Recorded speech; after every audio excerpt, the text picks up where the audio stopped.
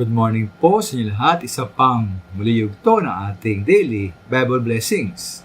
Pamagat po ng ating aralin ngayong umaga ay tatlong nakikinabang sa pag-ibigay. Tatlong nakikinabang sa pag-ibigay.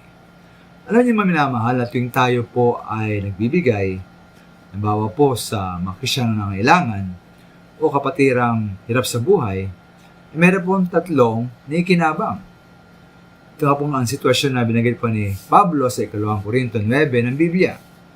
Ito ay ukol po sa verse 1, sa pagtulong sa mga kapatid sa iglesia sa Judea.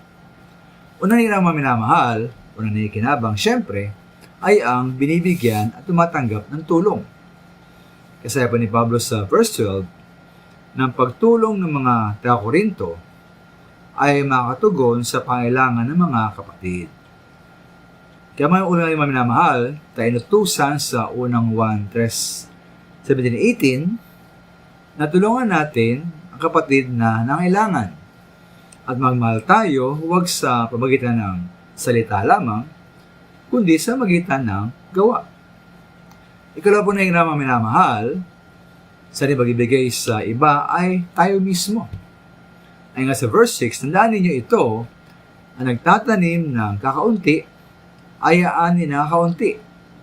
At ang nagtatanim naman ng marami, ay aani ng marami.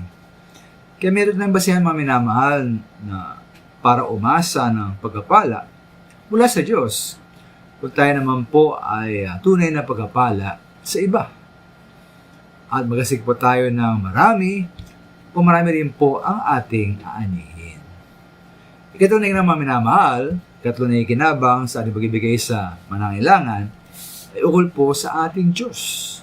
Ang ating pagtulong at pag-ibigay ayon po sa verse 11 ay magbubunga ng pagdami ng magpapasalamat sa Diyos.